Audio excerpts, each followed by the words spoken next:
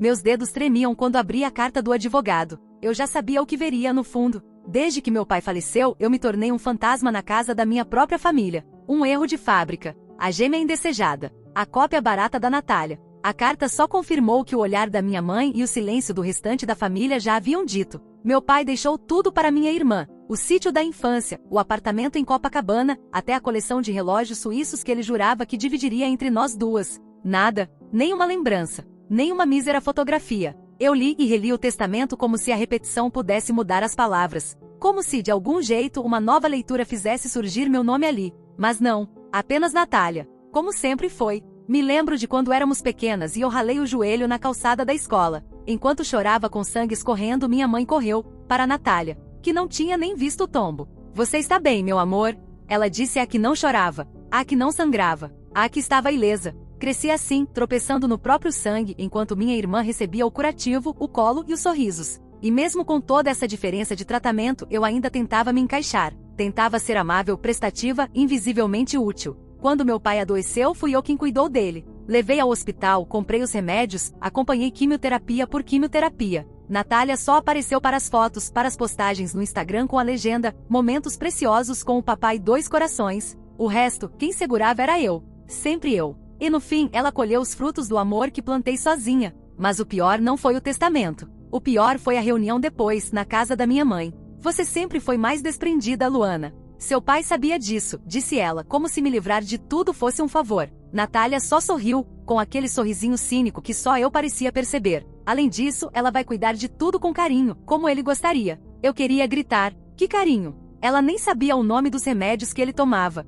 Mas fiquei em silêncio. Mais uma vez engoli tudo. O rancor, a raiva, a decepção. Porque ali, mesmo injustiçada, eu sabia, ninguém ouviria meu grito. Eu era o eco abafado da Natália. Saí daquela casa jurando que seria a última vez. Que se eles não me queriam, eu também não os queria. Me prometi reconstruir minha vida longe daquele ninho de cobras. Foi aí que comecei do zero. Me mudei de cidade. Fiz terapia. Trabalhei feito louca e abri meu próprio negócio, uma loja de plantas raras e terrários. A vida me respondeu devagar, mas firme. Ganhei respeito. Conquistei clientes. Pela primeira vez, eu era alguém além da irmã da Natália. Até que 2 anos depois, recebo um e-mail estranho. Era de um cartório. Algo sobre uma escritura pública que precisava ser confirmada. Escritura de quê? Perguntei ao telefone. Da casa da senhora Natália Rodrigues. Foi registrada no seu nome. Meu coração gelou. Como assim, registrada no meu nome? Perguntei, em choque. Sim, senhora. Segundo os documentos enviados por ela e assinados digitalmente, a propriedade está em seu nome. Está tudo aqui, confirma reconhecida. Por um momento, achei que era golpe. Mas ao analisar os documentos, meu queixo caiu. Era real. O CPF era o meu. O nome, o meu. A assinatura, idêntica à minha, mas eu nunca assinei aquilo. Foi como uma faísca acendendo num barril de pólvora. Entrei em contato com o advogado da família. E quando ele me viu, pareceu desconcertado. Eu achei que fosse Natália que viria. Pois é, e a casa dela está no meu nome. Por engano. Ou por algo pior. Ele gaguejou, puxou papéis, suava frio. Dizia que a documentação foi enviada por ela mesma, numa procuração que me dava plenos poderes sobre os bens dela. Mas eu nunca vi essa papelada antes. Ela usou minha identidade. Ela forjou. No início, achei que era um plano elaborado. Mas quanto mais eu investigava, mais percebia que aquilo foi um erro. Um erro de digitalização, de nome, de CPF. Uma confusão entre irmãs gêmeas. As assinaturas parecidas. Os documentos embaralhados. O cartório confirmou a bagunça. A casa, uma cobertura enorme em um bairro nobre, estava legalmente no meu nome. Eu podia vendê-la se quisesse. Hipotecar. Morar nela. Era minha. E foi quando comecei a receber as ligações da Natália. O Luana, a gente precisa conversar. E agora você sabe meu nome? E isso foi um engano, tá? Só um erro. Você não vai se aproveitar disso, vai? Me aproveite. Foi como levar um tapa. Ela me deixou de fora da herança do nosso pai. Me pintou como a irmã forte, a desapegada, a invisível. E agora que o universo deu uma volta inesperada, ela queria apelar para a ética. Mas isso era só o começo. Na semana seguinte, acordei com meu carro vandalizado na garagem do prédio. Uma palavra pintada com spray vermelho no capô, ladrona. E não era coincidência. Alguém estava querendo me dar um recado. Me intimidar. Me fazer devolver a casa. Mas o que mais me chocou foi descobrir que aquela casa guardava um segredo ainda mais sujo do que o testamento que me deixou de fora.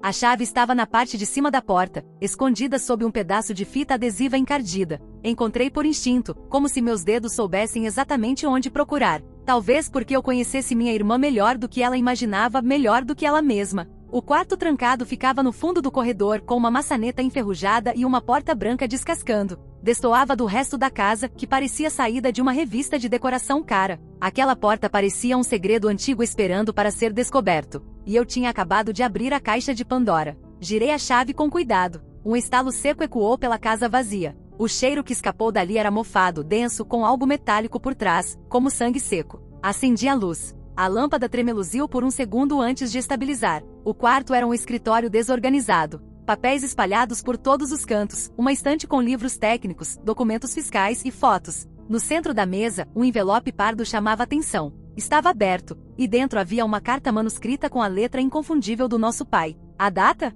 Um mês antes de ele morrer. Sei que você vai usar tudo contra sua irmã. Já viu o que está fazendo, Natália. Isso não vai acabar bem. Se continuar nesse caminho, eu mesmo vou desfazer o testamento. Meu coração disparou. Continuei lendo, devorando cada palavra como se fossem facas cravadas na carne. Luana é a única que cuidou de mim. Você sumiu por meses, mentiu sobre suas dívidas, e ainda quer usar o nome dela para abrir empresas fantasmas? Eu não vou deixar. Já falei com o advogado. Vou mudar tudo. Mas ele não mudou, porque morreu logo depois. E agora tudo fazia sentido. Natália falsificou documentos em meu nome. Usou meu CPF. Meu nome limpo. E quando nosso pai ameaçou mexer no testamento, ele teve aquele acidente. Aquele infarto repentino no meio da noite. Eu me ajoelhei no chão, tentando recuperar o ar. Ela tentou me destruir, tentou usar minha identidade, minha vida, e ainda assim ficou com a herança. Mas o universo é irônico. Ao tentar me apagar, ela assinou a própria sentença. A casa, a fortaleza onde ela escondia tudo, agora estava sob o meu nome.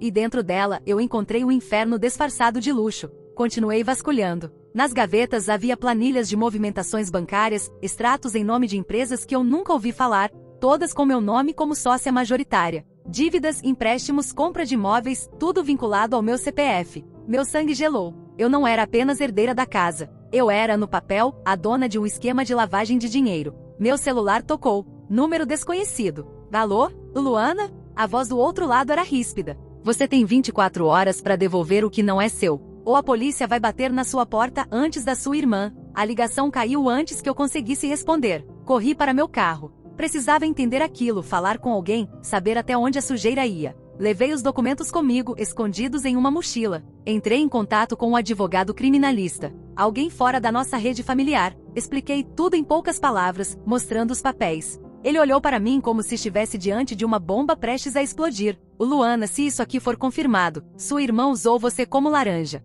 E a receita vai cair em cima de você, não dela. Me deu um frio no estômago. Comecei a suar pelas mãos. Mas foi ela. Foi ela quem fez tudo. Ele assentiu. Claro. Mas no papel, quem está suja é você. E pior, se alguém da Receita, da Polícia Federal ou até de alguma milícia estiver envolvido, você pode estar marcada. Saí do escritório com as pernas moles. De repente a casa que caiu no meu colo deixou de ser um presente do destino para se tornar uma armadilha. Voltei para lá e encontrei a fechadura arrombada. Meu coração parou por um segundo. A porta estava aberta. Entrei com o celular gravando sem fazer barulho. Tudo parecia igual, até que percebi. O envelope com a carta do meu pai tinha sumido. Arregalei os olhos. Revirei tudo, mas ele não estava mais lá. Corri para a janela da cozinha e vi um carro preto estacionado do outro lado da rua. Quando olhei de novo, ele já tinha sumido. Sentei no sofá e tentei respirar. Tudo estava escapando por entre meus dedos. A única prova que eu tinha, sumiu. Foi quando recebi uma mensagem no celular. Era uma foto minha entrando no escritório do advogado. Logo em seguida, outra.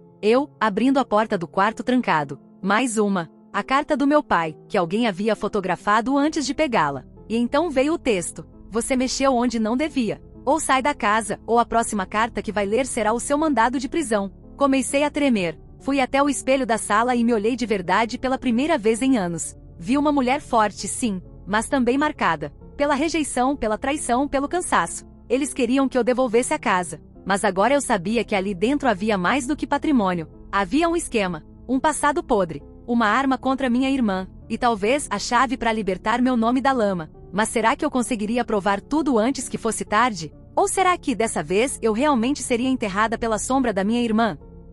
Minha cabeça latejava. O calor dentro da casa parecia mais pesado, como se o próprio ar tivesse se tornado um cúmplice da paranoia que me consumia. Eu andava em círculos pela sala, tentando entender onde tudo tinha começado a desmoronar. Ou melhor, quando eu tinha começado a ser destruída pelas mãos da pessoa com quem dividi o útero. Natália nunca me viu como irmã. Para ela, eu sempre fui apenas um nome útil, uma sombra que podia ser manipulada, apagada ou usada conforme a conveniência. E agora, o peso de anos de manipulação caía sobre mim com força total. Eu precisava reagir, e rápido. Liguei para a única pessoa em quem ainda confiava, Fernanda. Ela era minha amiga de infância, daquelas que conhecem nossos fantasmas pelo nome. Nos afastamos quando me mudei, mas ela sempre me dizia que se eu precisasse, bastava uma mensagem. E ali eu precisava mais do que nunca. Fernanda? Sou eu, a Luana. Minha voz saiu trêmula, quase um sussurro. Houve um silêncio, e então um suspiro do outro lado. Demorou, viu? Já tava achando que você tinha desaparecido para sempre.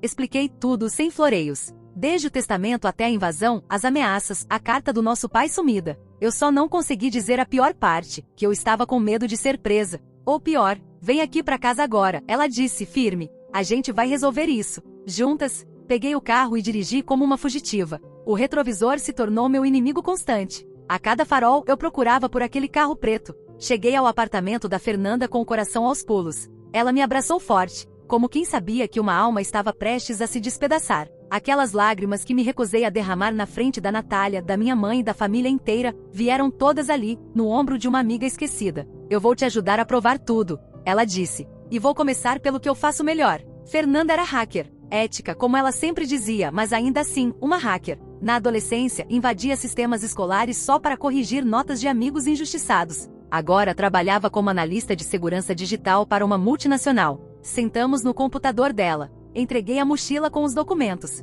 Ela escaneou tudo, organizou por datas, fez um mapeamento dos CNPJs falsos, cruzou com registros públicos e até achou 2 empresas inativas em meu nome com dívidas ativas no Serasa. Luana, isso aqui é sério. Mas tem um erro grotesco nesses registros, disse, apontando para a tela. Qual? Olha o endereço usado para abrir essa empresa aqui. Ela deu zoom na imagem. É o endereço da casa da sua irmã. Meus olhos arderam. Ela não tentou me incriminar só com documentos. Ela me amarrou ao chão da própria casa. Se eu fosse denunciada, a polícia ia bater lá, e tudo me levaria de volta para ela. Fernanda começou a procurar imagens das assinaturas nos contratos. Encontrou uma divergência sutil, mas clara. O L de Luana era curvado demais com um traço estranho no final. Diferente do meu, que sempre fiz com uma volta firme. Com isso e uma perícia grafológica, a gente pode provar falsidade ideológica. Mas a pergunta que martelava era, por que ela fez tudo isso? Não bastava me excluir da família? Do testamento? Por que precisava me afundar junto com os próprios esquemas?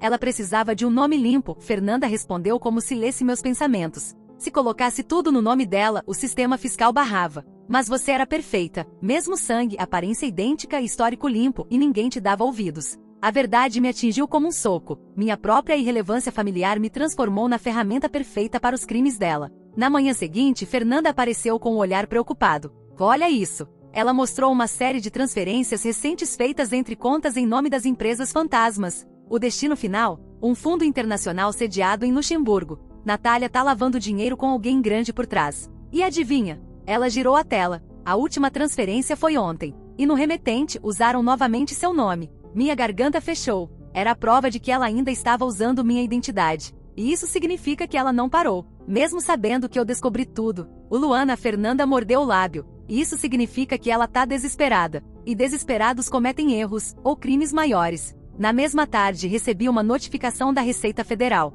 Um alerta sobre movimentações atípicas em meu CPF. Meu coração quase parou. O sistema já estava de olho. A contagem regressiva tinha começado. E então, o destino deu mais uma guinada inesperada. Recebi um envelope anônimo no apartamento da Fernanda. Sem remetente, sem carimbo postal. Dentro, apenas uma foto. Era minha irmã, em um estacionamento, entregando o envelope a um homem com terno escuro. Atrás deles, o carro preto. E na imagem seguinte, aquele homem estava entrando no prédio do advogado da nossa família. Isso é chantagem, Fernanda sussurrou. Ela tá pagando pra te queimar. Ou pra sumirem com qualquer prova. Meus olhos ardiam de raiva, mas agora havia algo a mais. Uma faísca. Se ela for até esse ponto pra me enterrar, é porque ela sabe que eu posso destruí-la. E o que você vai fazer? Devolver na mesma moeda. Montei uma estratégia com Fernanda. Fomos ao cartório, colhemos cópias autenticadas de todos os registros da casa, das empresas, dos contratos. Contratamos uma perita em grafoscopia. E então fui até a casa onde tudo começou. A casa da minha mãe. Ela me recebeu como quem vê um fantasma. E Luana, o que você quer agora? A verdade. Ela não respondeu. Apenas chamou por Natália. Minha irmã apareceu com aquele mesmo sorriso, o mesmo com o qual assistiu meu nome ser apagado do testamento, o mesmo que usava nas fotos com o nosso pai morrendo por dentro. Que surpresa, maninha, disse com desdém. Não se dá boa noite pra dona da casa? O sorriso dela desfez. Minha mãe me olhou confusa. Como assim? A casa da Natália tá no meu nome, por um erro, mas agora é um acerto. Ela se levantou furiosa. Você não faria isso. Não comigo. Eu faria. E vou. E tem mais, puxei uma das cópias das planilhas. Isso aqui já tá nas mãos do Ministério Público. Ah, e da Receita também. Então, se eu for derrubada, Natália, você vem junto. Ela tremeu. Pela primeira vez na vida, ela tremeu. Mas antes que pudesse responder, ouvimos uma batida forte na porta. Toque, toque, toque. Polícia Federal. Mandado de busca e apreensão. O mundo desabou ali, no meio da sala. Minha mãe começou a gritar. Natália empalideceu. Eu apenas me levantei silenciosa. Eles entraram. Vasculharam tudo. Confiscaram computadores, documentos. E quando perguntaram quem era Natália Rodrigues, minha irmã não conseguiu nem levantar o braço. Estava paralisada. Ela saiu algemada. Mas antes de entrar na viatura, virou o rosto para mim e sussurrou. Você acha que ganhou, mas ainda não viu nada. E naquele momento, vi em seus olhos que havia algo maior, algo que ela ainda escondia, algo que poderia acabar comigo de vez. A imagem da Natália sendo levada pela Polícia Federal não saiu da minha cabeça. Era o tipo de cena que em outra vida teria me causado culpa. Mas ali, naquele instante, tudo que senti foi alívio. Um alívio gelado, cauteloso, desconfiado. Como quem sobrevive a um incêndio, mas ainda sente cheiro de fumaça no ar. Só que o sussurro dela antes de entrar na viatura grudou na minha pele como veneno. Você acha que ganhou, mas ainda não viu nada. E ela estava certa. 2 dias depois, a delegada responsável pelo caso me chamou para prestar novo depoimento. Fui acompanhada de Fernanda e da minha advogada. O interrogatório começou frio, meticuloso. Mas bastou 10 minutos para o clima mudar. A delegada, uma mulher de olhos penetrantes e rosto de pedra, jogou um dossiê sobre a mesa. E isso aqui apareceu no nosso sistema ontem à noite. E veio de um remetente anônimo. Sabe o que tem aquilo, Ana? Puxei um maço de papéis com mãos trêmulas. Comecei a folhear, e um arrepio gelado me percorreu a espinha. Era uma série de e-mails, mensagens de WhatsApp, gravações de voz. Todas em meu nome. Mas eu jamais tinha escrito ou dito nenhuma daquelas palavras. As mensagens falavam sobre pagamentos, facilitação de contratos, negociações com empresários ligados ao setor de construção civil. Eram transações ilegais, subornos, corrupção. Isso é falso, minha voz falhou. A perícia vai dizer, respondeu a delegada com expressão neutra. Mas por enquanto, esses arquivos foram enviados também à Corregedoria da Receita e à Procuradoria-Geral. E tem mais. Ela abriu o notebook e apertou o play. A gravação encheu a sala. É só lavar o dinheiro por essa empresa. A Luana nem sabe que tá no nome dela. Era a voz da Natália. Clara como água. A delegada me encarou. Ela te incriminou, mas também se entregou. E por que faria isso? Talvez achasse que você recuaria. Que teria medo de ser arrastada junto. Mas com essa gravação, temos o início de algo sólido. Mas eu sabia, aquilo não era tudo. Era só uma isca. Natália estava me testando. Queria ver até onde eu iria. Naquela noite recebi um novo e-mail, enviado de um endereço criptografado. Sem texto. Apenas um vídeo. Cliquei. Era uma gravação interna de um hospital. A câmera mostrava o leito de um quarto particular. E deitado lá meu pai. Fraco, pálido, rodeado de máquinas. A data era 3 dias antes da morte dele. A porta do quarto se abre. Natália entra com uma pasta preta. Vai até a cama, mostra alguns papéis a ele. Ele tenta falar, fraco. Ela força a caneta na mão dele. E ele assina. Ou tenta. A imagem mostra claramente a mão trêmula dele mal conseguindo segurar a caneta. Mas a assinatura é feita. Com esforço. Com dor. E depois, ela pega a pasta e sai. O vídeo corta. E o mundo desmorona sob meus pés. Aquilo era a última peça que faltava. A assinatura no testamento. A assinatura que excluiu meu nome de tudo. A assinatura que condenou meu destino foi forçada. Meu pai não tinha condições físicas ou cognitivas de assinar nada. Eu sabia. Porque estive lá. Estive com ele e vi o estado em que se encontrava. Ele mal conseguia abrir os olhos. E ainda assim, naquele vídeo, Natália faz com que ele assine o testamento que tirou tudo de mim.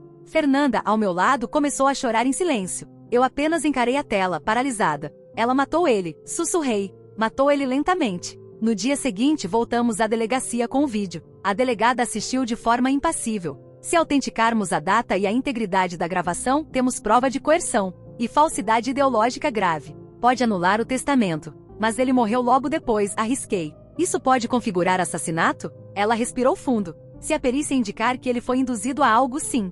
Mas é difícil. Morreu de parada cardíaca. E o histórico dele? Eu cuidava dele. Eu vi o que ele comia, o que tomava. Se ela trocou alguma medicação, se não consegui terminar. A delegada não prometeu nada, mas pediu que eu me preparasse para um processo longo. Análise de vídeos, exames de autópsia, perícia digital. Nada seria simples. Na saída da delegacia, Fernanda recebeu uma notificação. O Luana, olha isso. Ela me mostrou uma notícia que estava começando a se espalhar. Filha de empresário investigada por fraude milionária no setor imobiliário. Meu nome não aparecia. Ainda, mas era questão de tempo. O inferno estava só começando. Nos dias seguintes, meu telefone foi invadido por ligações de jornalistas, mensagens de ódio, ameaças veladas. A loja que levei anos para construir foi invadida. As plantas destruídas. Os terrários quebrados no chão. Recebi um envelope com terra e vidro moído acompanhado de uma frase. Volta pro buraco de onde nunca devia ter saído. Eu sabia quem mandou. Ou quem mandou mandar. Minha mãe, por sua vez, postou nas redes uma declaração pública dizendo que sentia muito pela situação e que Luana infelizmente havia se envolvido em coisas que jamais entenderíamos. Foi como um tiro nas costas. Minha própria mãe preferia acreditar que eu era uma criminosa a aceitar que Natália fosse capaz de tudo aquilo. Mas mesmo com o mundo me virando as costas, eu não recuei. Não mais. Voltei à casa que estava no meu nome. Fechei todas as janelas. Sentei no chão da sala, cercada de caixas, pastas e registros. E comecei a montar meu próprio dossiê. Linha por linha. Transferência por transferência. Assinatura por assinatura. Eu não era mais a irmã esquecida. Eu era a única que sabia a verdade. E era minha missão torná-la pública. Até que recebi uma nova ligação. Era o advogado que cuidava da herança do meu pai. O Luana, preciso falar com você. Urgente. Recebemos uma intimação do Ministério Público. O por causa das provas? Não. Por causa de uma nova conta bancária. Em meu nome? Não. No nome do seu pai. Mas criada 2 dias depois da morte dele. Meu estômago virou. E o saldo? Perguntei, com medo da resposta. Quase 3 milhões. E isso não faz sentido. O faz sim, Luana. Faz muito sentido, se ele não tiver morrido quando dizem que morreu. Meu mundo parou. Será que a certidão de óbito estava errada? Ou pior, será que alguém falsificou a morte dele? Após revelar que meu pai estava vivo e que Natália forjou sua morte, tudo mudou. Natália foi presa e eu finalmente limpei meu nome. Vendi a casa, reconstruí minha vida com minha loja, e ganhei o respeito que merecia. Minha mãe voltou, cheia de arrependimento, mas a dor da traição ainda cicatriza. Natália jurou vingança, mas hoje sou dona da minha história, forte, livre e finalmente em paz.